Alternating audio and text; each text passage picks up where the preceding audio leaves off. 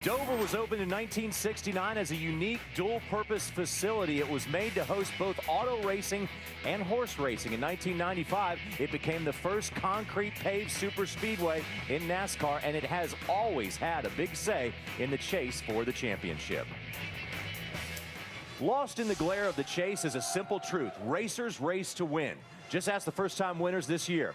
There's a big difference between being remembered as a guy who raced in NASCAR and a guy who won a NASCAR race. Jody Ridley was the Cup Series 1980 Rookie of the Year. Race after race, he drove against the best. But at Dover in 1981, Jody Ridley would be able to say that on that day, he and his car owner were the best. When it comes to NASCAR racing, Virginia's Junie Donlavey was there at the beginning.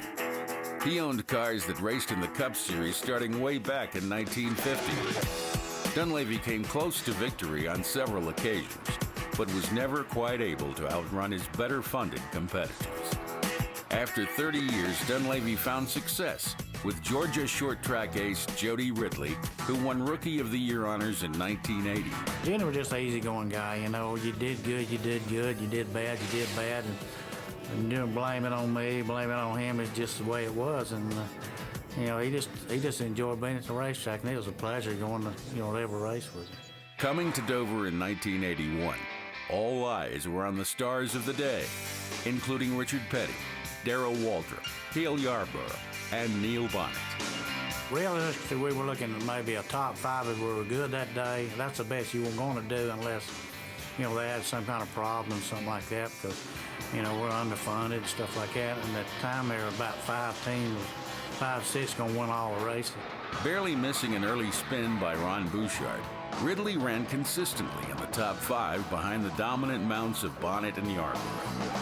Now he's out slow again into turn 1. Yarborough comes up in the groove, and Neil Bonnet has to settle for second spot. But survival would be the name of the game on this day at Dover. With several favorites falling from contention early, and not even the race-long dominators would be immune from the bad luck monster. And trouble on car number 21. Neil Bonnet has slowed and headed into the pit area, an unscheduled pit stop. Yarborough has hand-grenaded an engine within sight of the checkered flag.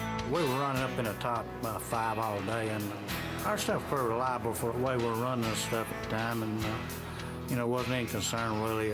We never really broke down. I think that particular year we ran 31 races with 1 race car, so we had the whole season. There's no traffic around him. Here he comes, off of the 4th turn, onto the main straightaway. The crowd applauds, and Jody Ridley wins. This has to make it more rewarding then, to be in victory circle, beating the high-buck finance teams out here. Yeah, we've been trying for a long time to do it with that. The boys are just as good as anybody on pit road, and even though they don't do it for a living, they are good. Well, this shows that you keep trying, and never give up, and always give it your best every time you go.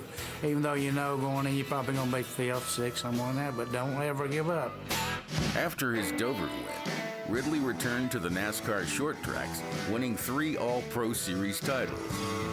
Donlavey continued owning cars until 2002, but never again visited Victory Lane. For one day, 30 years ago, however, David slew NASCAR's mighty Goliaths. Yeah, that definitely was an underdog story right there, but a good one. What is their part in this history, Jody and Junie Donlavey, Kyle? Jody was here for a short period of time. Junie was here from the early 50s until, as they said, 2002. And we call that an upset win. It's an upset win because they were an underfunded team against guys in today's world that would be like the Hendrick, that would be like the Gibbs and guys like that. It would be like Joe Nemechek almost winning a race. But I think when you look at it, it was probably, in my estimation, the most popular win by any team almost ever in NASCAR.